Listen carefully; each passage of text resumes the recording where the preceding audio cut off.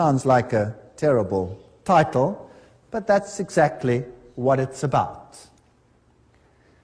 I saw a woman sit upon a scarlet-colored beast full of names of blasphemy. Revelation 17, verse 3. Here is this church controlling this scarlet-colored beast.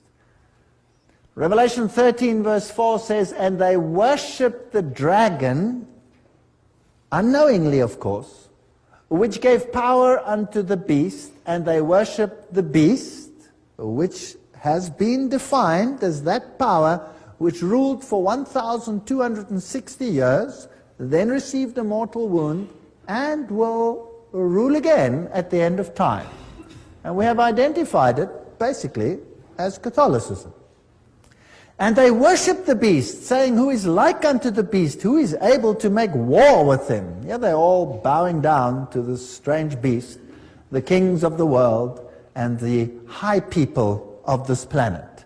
They pay homage to it. They worship it through their obedience and by giving them the power of the state to deal with any issue. Here is an interesting quote from Popery, Puseyism, and Jesuitism. At what then do the Jesuits aim? According to them, they only seek the greater glory of God, but if you examine the facts, you will find that they aim at universal dominion alone. You see, Rome had lost universal dominion, and the Protestant Reformation had been a major problem in this issue, a major problem. They have rendered themselves indispensable to the Pope, who without them could not exist, because Catholicism is identified with them. They have rendered them themselves indispensable to governors and hold revolutions in their hands. And in this way, either under one name or another, it is they who rule the world. You see, the papacy has crowned itself ruler of the entire world. The Pope is the ruler of the entire world. That's the Holy Roman Empire spread over the entire planet. Well, if we have a look at a century of revolutions starting from 1750 to 1850, we'll see the American Revolution in 1776, and we can ask the presidents that then ruled, who do they think were responsible for this revolution? Then there's the French Revolution, 1789, the Spanish Revolution, 1823, the Polish Revolution, 1831, the German and the Italian Revolution, 1848. By 1917, you had the Russian Revolution, and then basically it was time for war, 1914 to 1918, which made the Russian Revolution, by the way, possible, and World War II, 1939 to 1945. That's a lot of conflict on this planet. How much blood did not flow on this planet as a consequence of these revolutions? And why? Because one power wanted absolute control. And the Bible says the dragon gave it its power so that everybody should be subject to that power and to none other.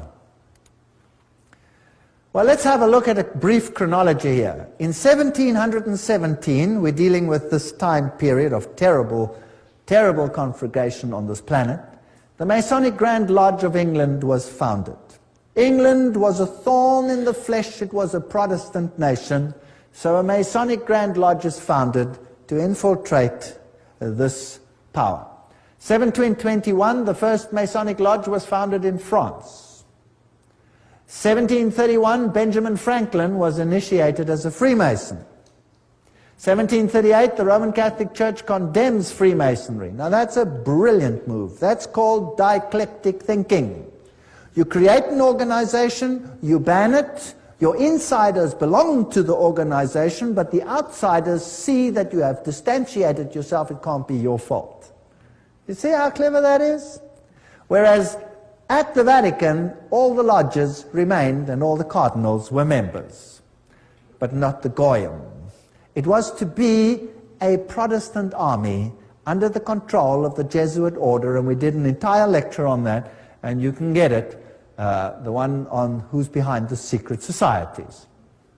By 1758, Sir Francis Dashwood founded the Hellfire Club. Benjamin Franklin visits England to discuss the future of American colonies with Dashwood.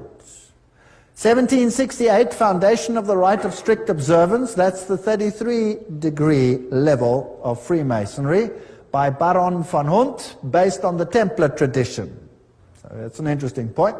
And then Frederick of Prussia, Frederick the Great, I don't know what was so great about him, but nevertheless, founded the Order of the Architects of Africa and uses the title Illuminati to describe his neo-Masonic lodges. So that's just a brief history as we're going along. 1770, Benjamin Franklin was elected Grand Master of the Nine Sister Lodge in Paris. 1771, Grand Orient Masonry was founded in France. 1776, Order of the Perfectibilists, or Illuminati, was founded. Notice they call themselves perfect. The American Revolution starts. So by 1776, they had put everything in place. 1778, Peter I founded the Secret Circle. 1785, Grand Masonic Congress allegedly plotted the French Revolution. The Illuminati was banned in Bavaria, or went underground there. 1789, French Revolution. 1784, Illuminist conspiracy to overthrow the Habsburg monarchs of the Holy Roman Empire. So the monarchies must go. The monarchies were often opposed to Jesuit rule, and they banned the Jesuits. Well, it was payback time. Nobody bans the power of the Roman Catholic Church. In 1816, John Adams wrote to President Jefferson, "Shall we not have a regular swarms of them here in as many disguises as only a king of the gypsies can assume, dressed as painters, publishers, writers, and schoolmasters? If ever there was a body of men who merited eternal damnation on earth and in hell, it is this society of Loyolas." They didn't mince words in those days, eh? Wow. That's the new Jesuits. There's the quote. Everything I say has got a quote. Now, many writers warned of this great conspiracy of the Jesuits. Samuel Morse, remember, the founder or the inventor of the Morse code, wrote, "The author undertakes to show that a conspiracy against the liberties of this republic, the United States, is now in full action. Under the direction of the wily Prince Metternich of Austria, who, knowing the impossibility of obliterating this troublesome example of a great free nation by force of arms, is attempting to accomplish his object through an agency or an army of Jesuits. The array of facts and arguments going to prove the existence of such a conspiracy will astonish any man who opens the book with the same incredulity as we did." So those are the people that the presidents believed were behind all these conspiracies. President Abraham Lincoln himself said the Protestants of both the North and the South would surely unite to exterminate the priests and the Jesuits, if they could learn how the priests, the nuns, the monks, which daily land on our shores under the pretext of preaching their religion, are nothing else but emissaries of the Pope, of Napoleon III, who was a high Freemason, of course, and other despots of Europe, to undermine our institutions, alienate the hearts of our people from our Constitution and our laws, destroy our schools, and prepare a reign of anarchy, here as they have done in Ireland, in Mexico, and in Spain, and wherever there are any people who want to be free." That's quite a statement. 50 years in the Church of Rome, the priest Father Chenike wrote, he used to be a Catholic and then became a Protestant, "This war would never have been possible without the sinister influence of the Jesuits. We owe it to popery that we now see our land reddened with the blood of her noblest sons." Abraham Lincoln, 1865, 16th President of the United States. Lincoln's private letters that were burnt by his son Robert, restated by Charles Chenike, who was the personal confidant of the President. In a letter dated 22 January 1870, Mazzini wrote to Pike. Now, Albert Pike is this high Mason who wrote the manual, if you like, of Scottish Freemasonry. He said the following: "We must allow all of the federations to continue just as they are. It must appear as things are as they were in the beginning. with their systems, their central authorities, and diverse modes of correspondence between high grades of the same rite, organized as they are at present, but we must create a super rite, which will remain unknown, to which we will call those Masons of high degree, whom we shall select. With regard to our brothers in Masonry, these men must be pledged to the strictest secrecy. Through this supreme rite, we will govern all Freemasonry, which will become the one international center, the more powerful because its direction will be unknown. Now, Albert Pike wrote a letter to Mancini, and that was dated August 15, 1871, in which he propagated that there should be a world order, a one order where all nations are under the control of one central organization. And in order to achieve this, they planned, and there are numerous quotes for this, so I've put a number on the screen because some will say, I don't trust this, I don't trust that, I don't trust the other. Here are references down there, there are references up there, there will be references in other slides, so it comes from different sources. He said, and this was, by the way, on display in the British Museum, and could be seen there until it was taken away. The First World War, to overthrow the power of the Tsars in Russia, protector of orthodoxy, and bring about an atheistic communistic state. Did that happen? Yes. Now that was written long before this event. Long before this event. This was written in 1871. This war broke out in 1914. The Second World War, that's also written long before the event. To originate between Great Britain and Germany, to strengthen communism as antithesis to the Judeo-Christian culture, and bring about a Zionist state in Israel. Did it achieve this objective? Yes. In fact, after this war, Israel, in its present form, was reinstated under the protection of Britain.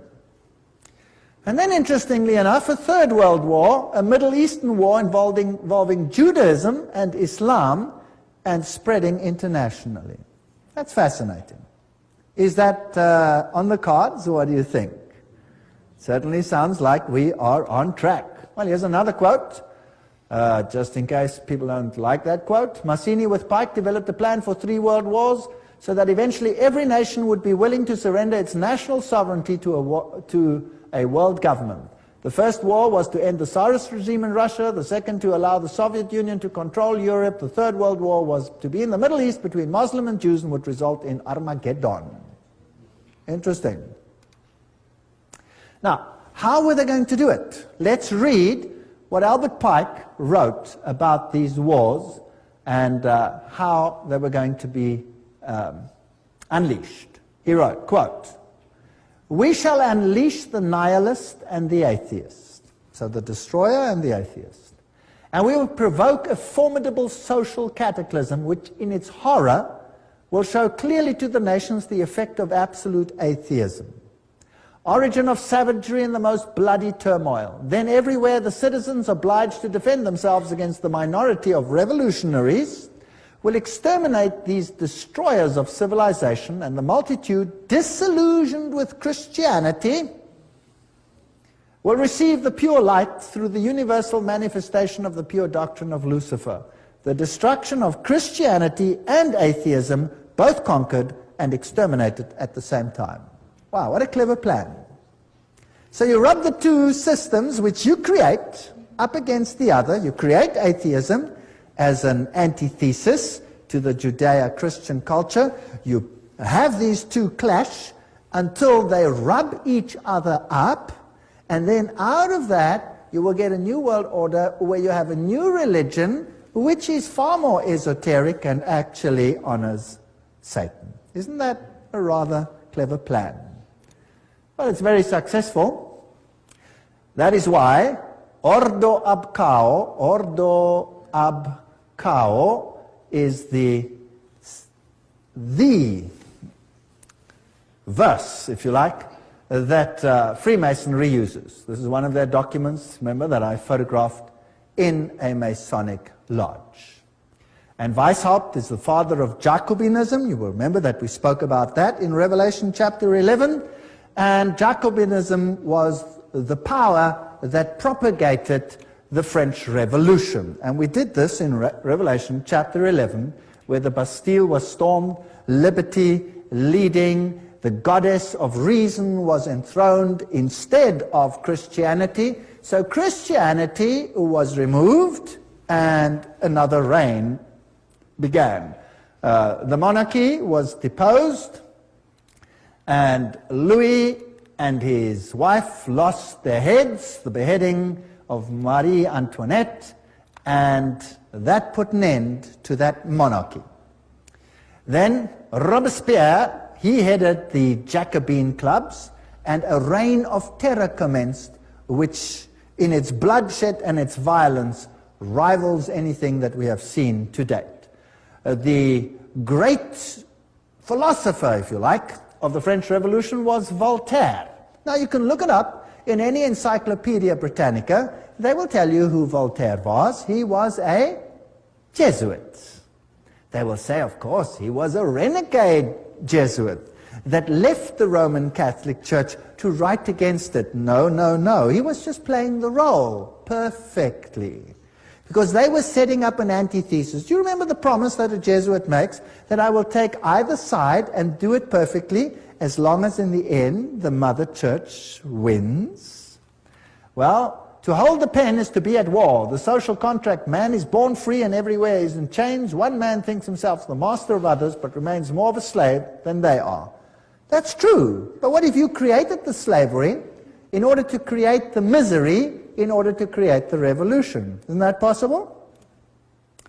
So the philosophers come together and they write a new constitution for this planet called Human Rights. The Declaration of Human Rights, 1798. Declaration, Human Rights. You have the all-seeing eye of Lucifer. You have the serpent with a tail in the mouth, the life-giving serpent, the eternal serpent. And you have this funny little Jacobin hat over there on the end of the spear. If you look at the whole thing over there. And then you have this bundle of rods tied together, which are called what? Do you remember what they were called? Fasciae. Fasciae.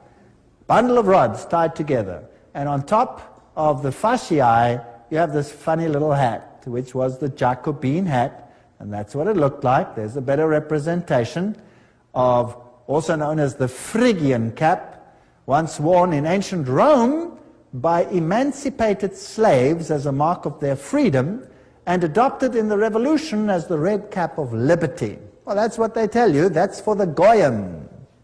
Let me tell you what it really is. There it is. This is the god Mitra. And there he is slaughtering the bull. And he's using a dog, a snake, and a scorpion, which has got hold of the more delicate parts of this bull, and he's destroying him with unclean animals. This is a war against Christ. Now let's have a look on the side. What does his hat look like? It's the Phrygian hat. So this is Mithraism. And Catholicism is Mithraism. Mithraism was the religion of Persia, it was the religion of Rome, and it is the religion of the Roman Catholic Church. There are 7 grades in Mithraism. The highest grade is called Father. And then you got a congregation. Now, who in the Catholic Church has a congregation and is called Father? The priest, right? And he could be a member of various groups, and so can Catholic priests. They can be whatever. They can be Jesuits, they can be Franciscans, they can be Dominicans, they can be members of various other orders as well. So Cyrus the Great was the first one to bring out a human rights charter. Now the mortal wound, as we had discussed it in Revelation chapter 11, just to refresh your memory, 21 February 1798, Pope Pius is dethroned by Napoleon. His ring was torn from his finger and he died in exile. Now think about this. If Napoleon was a Freemason, then he was under control of whom? Of the Jesuit order. So who sent Napoleon to Rome to take the Pope captive? The Jesuit order. Why?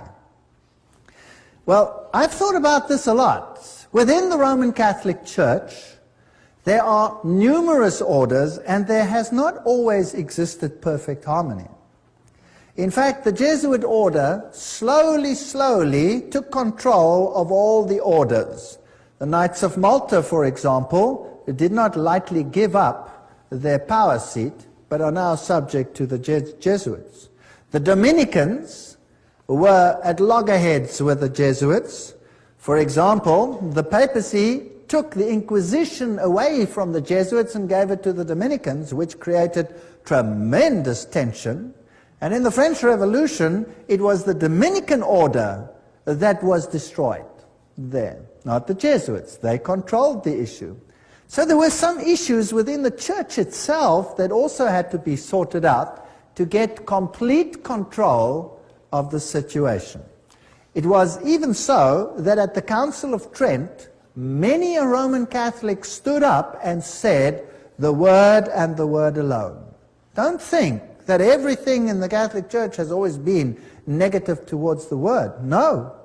And Martin Luther must have made an impact as well.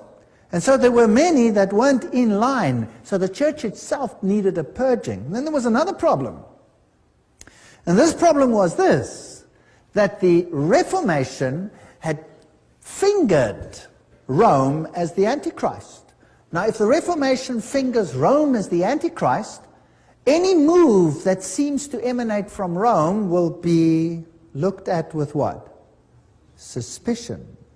So why not destroy the papacy, apparently, and then resurrect it with, and at the same time purge it of everything that is contra, and then resurrect it as a final power in complete control of these organizations. Does that make any sense?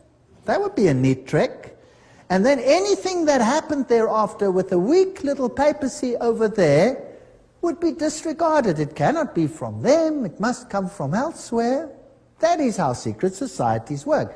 They walk behind fronts, behind fronts, behind fronts. So let's see what happened. By 1804, Pius watches Napoleon crown himself emperor. Napoleon then takes the Vatican States, so Rome is diminishing. By 1848, Mazzini attacks Rome, and Pope is exiled, Papal States are gone. So this power is gone. The Protestants literally relaxed, basically. Dangerous thing to do. Berthier takes the Pope captive. Weishaupt and his fellow Jesuits cut off the income to the Vatican by launching and leading the French Revolution, by directing Napoleon's conquest of the Catholic Europe, and by eventually having Napoleon throw Pope Pius VII in jail at Avignon, until he agreed, note, as the price of his release, to re-establish the Jesuit order. It had been banned, even in the Catholic Church, imagine that. So it had worked underground. This Jesuit war, or maybe it had been banned purposefully to make it seem as if there was a war. You never know, because these people are superb liars. But this is history, this is what happened. This Jesuit war in the Vatican was terminated by the Congress of Vienna and by the secret 1822 Treaty of Verona. There's the quote. Everything I say has got a quote. I'm not making anything up. After Pope Pius was released from Napoleon's prison, he formally restored the Jesuit order with a papal bull. Now that is the strongest worded statement that a pope can bring forth. In 1814, and the Pope added in this bull, if any should again attempt to abolish it, the Society of Jesus, he would incur the indignation of Almighty God and of the holy apostles Peter and Paul. So this could have been a ruse, it could have been a game, what could have been real, whatever the situation is, we will never really know until the curtain is removed one day. But religious freedom for all. And revolutionaries take to the streets and do what they feel they have to do. Joseph Bonaparte, here he is, 1768, 1844, King of Spain, and he was Grand Master, Grand Orient in France. So here you have all the Masonic connections. This comes from the Masonic book, Masonic sources. Napoleon, himself a high Freemason, is now waging war in the whole of Europe, cleaning up the monarchies, and then he has a war with England. Now, who controls England by this stage? The Freemasons. So we have a Battle of Waterloo, and these are the generals that fought on the two sides. Michel Ney and E. von Grouchy, they are on the side of Napoleon. High Freemason, Napoleon, High Freemason. On the other side, you have General Blücher. Those who are German will know a statement that goes, "Ran wie Blücher an der Katzbach," which means, General Blücher at the river Katzbach, he gave Napoleon blazes. High Freemason. And G. von Schnarrenhorst, High Freemason. They were all Freemasons. So this war, was it really a war, or was it a planned war? Now, who are the orchestrators of the First World War? Well, there he is, Kaiser Wilhelm I. What has he got on? This comes from a Masonic book. He's got his Masonic apron on. He's a High Freemason. That's what he was. Here is Kaiser Friedrich der Große. There he is, with his Freemason regalia from a Freemason book. They're proud that these kings were all Freemasons.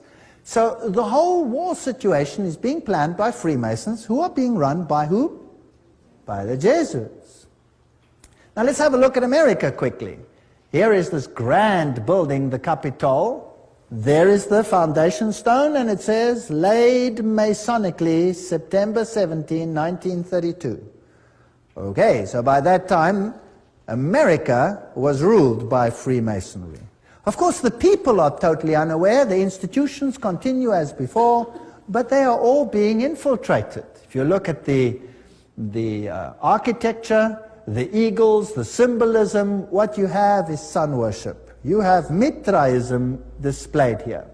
The street plan of Washington is Masonic.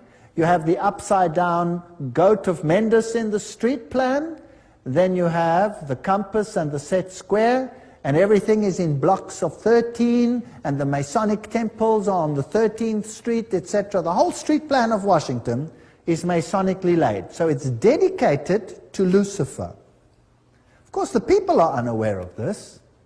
The White House is then built with this tremendous stela over there, the height of which is 555 feet. Not 666, that belongs to someone higher in Rome. This is 555. And isn't it interesting that 555 is the number that Hollywood uses? Have you ever heard when they say, what's the telephone number on any TV program or any one of those? Oh, it's 555, blah, blah, blah, blah, blah. Have you heard of that? It's dedicated to Hollywood. By the way, at Hollywood is the wood they use to make a witch's staff. So it's dedicated to Lucifer. It's witchcraft. But that's just besides the point. So here is the stela. Who laid these foundations? The Freemasons. So let's ask them what it means.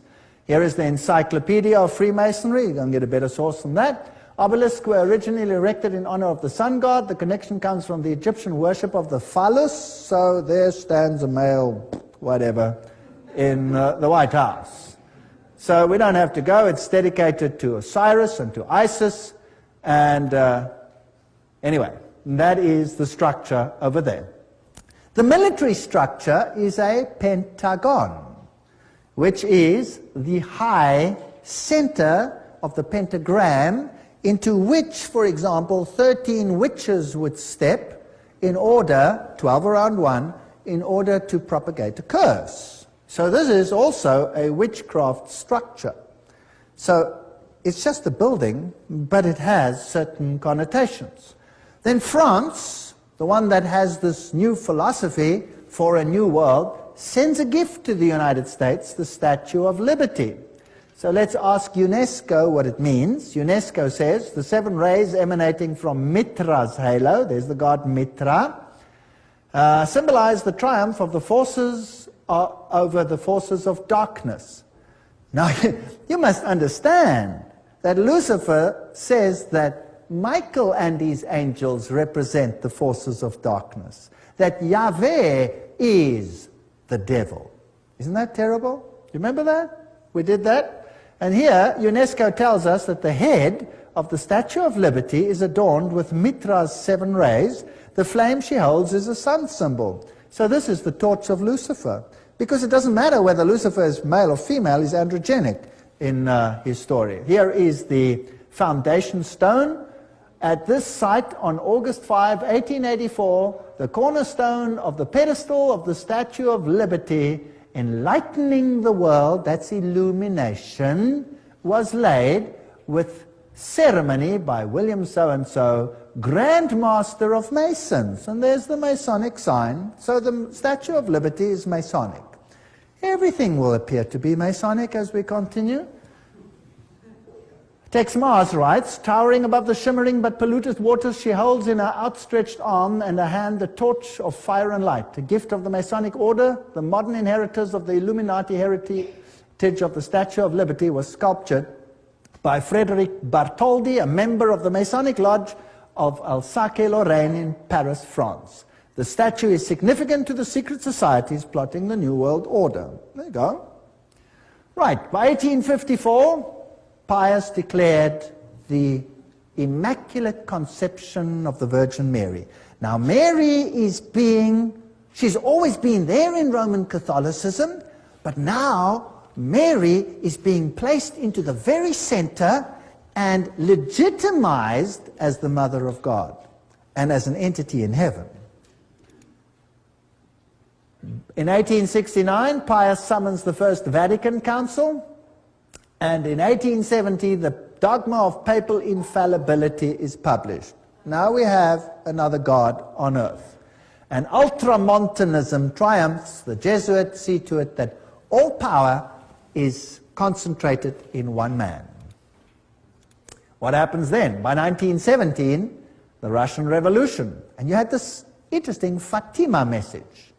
There's a link with Islam there, but never mind, we'll come to that in the next lecture. Russia will be converted, the Holy Father will consecrate Russia to me.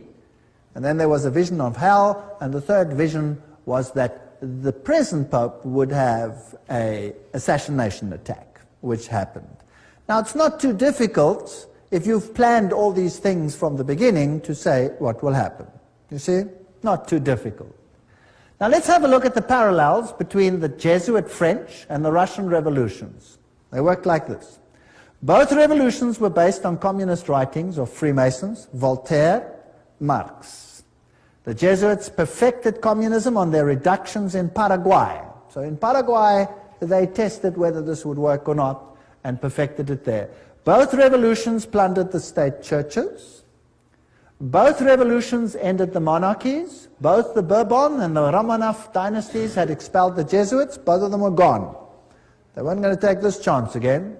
Both revolutions produced republics in form, but absolute monarchies in power, controlled behind the scenes by the people that were now in control. Both revolutions declared atheism as the religion of the state. Both revolutions carried out a reign of terror by an inquisitional secret police. And boy, was that some reign of terror. Millions died. Stalin is personally responsible for the death of millions of people. Both revolutions resulted in military dictators responsible for the elimination of dissenters. Exactly the same pattern. If it works once, why not use it again? The lesson learned on these Platonic republics there in Paraguay provided the groundwork for Marx's Communist Manifesto, by which every nation on earth would be reduced to granny reductions, thereby destroying the white Protestant middle classes while restoring the communal feudalism of the papal Caesar's dark ages. That's just a quote. Well, it's a bit sharp, but it more or less sums it up. So Karl Marx, by 1844, wrote the Communist Manifesto. That's when he wrote it. That's when it was published, 1848. By 1928, Papal Nuncio in Germany leads the Catholic powerful center party to the right and helps skyrocket Adolf Hitler to power. Now, who's Adolf Hitler? By 1929, Pius disbands the Catholic Party. It's done its job, and people are ready to vote. And in the same year, he crowns himself sovereign ruler of the world. What arrogance. Now the Pope is sovereign ruler of the world. In the same year, he signs the documents. Now a ruler has to have a country, and he gets his papal state back, the smallest state in the world. And the papacy now again qualifies as a political entity. Now, it had been dead, it was no longer a political entity, so the beast was mortally wounded, and now it gets its power back, and now it qualifies as a beast again. Its wound was healed, isn't that correct? That's why the San Francisco Chronicle, almost quoting the Bible, says that while they signed this document, the wound was healed in this display. Now we're ready for war. 1934. In Yugoslavia, an organization called the Ustashi is formed. What a disgusting organization. Founded, and they assassinate King Alexander of Yugoslavia. Now the Ustashi is a military organization with basically Nazi features, and they slaughtered the Serbs. They slaughtered the Orthodox people and forced them to become Catholic or to die. One of the two. And nothing is ever said about this tremendous slaughter that took place over here. 1941, Croatia declares itself independent, and the slaughter begins. This is the man who is now Pope, Cardinal Secretary of State, Eugenio Pacelli. There is his family, all of them Masonic connection, and of course they have the Banco di Romano at their disposal with Rothschild money. This man, does he have Masonic features? Yes. Here he is at his election. His cell number was 13, a very important number in Freemasonry. There he is in the Masonic triangle stamp that they produced. There he is with the Masonic sign, just as Anthony Sayer had it, and something else. From then on, the papacy wore the ephod, the little plaque that was also worn by the priests of Israel. Now, let's ask Albert Mackey, a 33-degree Freemason, to quote to us what this means. He says, "The Grand High Priest of the Royal Arch Freemasonry from 1859, 1865 in the USA states in his standard work," this is him, states that the High Priest of the Royal Arch officially wears the ephod. So who's the High Priest of Freemasonry? And there is the Pope. Well, Pacelli visited the United States and conversed with this man, President F.D. Roosevelt. Now this is a large picture which should never probably have been released, and they're probably very upset that it has been released, but it shows Roosevelt in his full Masonic regalia. And there it shows him with his fez on his head, and he's receiving a Masonic handshake. Note the Masonic handshake. And interesting fez, we will come to that in the next lecture, what that all symbolizes, why they are wearing fezes. And he appoints Myron Taylor as special envoy to the Vatican.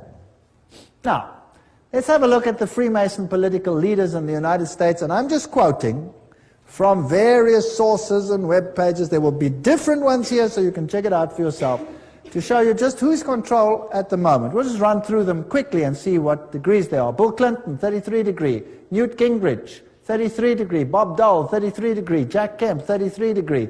Storm Thurmond, 33 degree. Colin Powell, 33 degree. Jesse Helms, 33 degree. Barry Goldwater, 33 degree. Al Gore, probably 33 degree. Then another one over here, another one, James Monroe, Andrew Johnson, James Garfield, McKinley, Roosevelt, of course, William Taft, Franklin Roosevelt, Harding, Lyndon Johnson, Gerald Ford, Ronald Reagan, George Bush, all of them, Yitzhak Rabin, Yasser Arafat, Prince Philip, Duke of Kent, many others. Here's another source. Saddam Hussein, that's interesting, we'll have to come to him, 33 degree Freemason. Tony Blair, 33 degree. Gerhard Schröder, Prime Minister of Germany, if you like, President, 33 degree. Benjamin Netanyahu, 33. Yasser Arafat, 33 degree. Ronald Reagan, Gorbachev, Helmut Kohl, Shimon Peres. Helmut Kohl is also a committee of 300. Francois Mitterrand, 33, was Grand Orient Lodge, of course. Yitzhak Rabin, Willy Brandt, all of these old ones were Freemasons. Some more. Joseph Stalin, he was Illuminati, he was a member of the Grand Orient Lodge. Leon Trotsky, Grand Orient Lodge. Kissinger is a member committee of 300. J. Edgar Hoover, 33. Cecil John Rhodes, Aleister Crowley. Walt Disney was a 33-degree Freemason.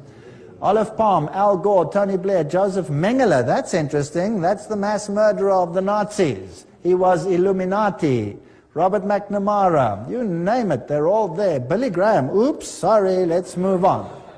Colonel John Glenn, Buzz Aldrin. Everyone who's ever been up in space has to be a Freemason of the highest degrees.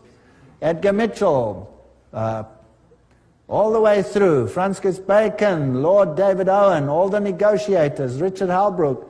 I'm just running through some of them. Alan Greenspan, Peter Wallenberger. Queen Elizabeth is the queen of the Bilderbergers.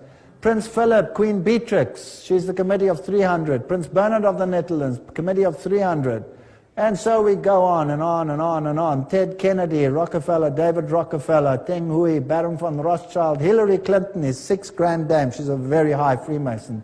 Albert Pike, of course, you know, Bertrand Russell, Otto von Habsburg, Weishaupt, all the way back.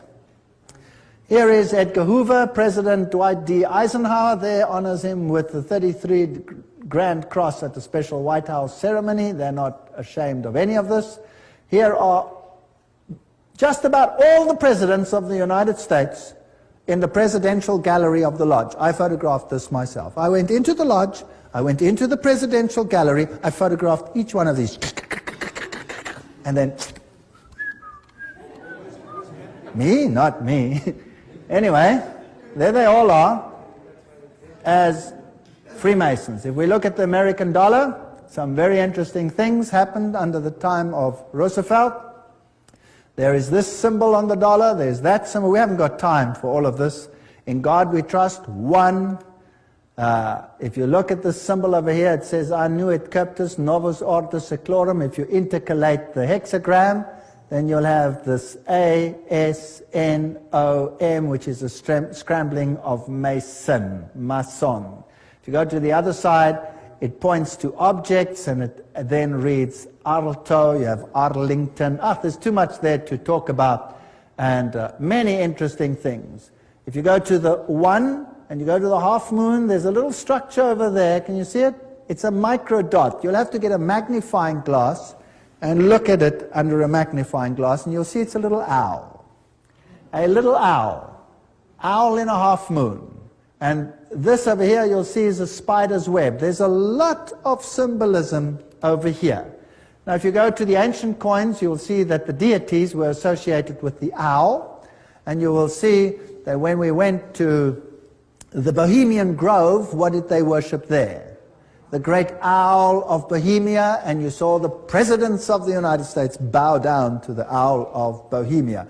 Quite a scary business. Now, looking at this symbol, you have the all-seeing eye of Lucifer. It is not yet on the base of the triangle. When it is placed on, he will have his kingdom. But that is Lucifer, annuit coptus, he God, novus ordo seclorum, new order of the ages. There are 13 levels over there. The bottom one is the date of the founding of the independence of the United States, but it is also the founding of the Illuminati. You have the spider's web, symbol of the new age. You have over here the band, the ribbon of Lucifer. You will see it over here in this Roman Catholic Church, where you have Anubis, the phoenix, symbol of Jupiter, the god Jupiter, and the skull and crossbones, and there you have the ribbon. You see it? Associated with Jupiter. That's on the flame. And all of these symbols tell us one interesting story.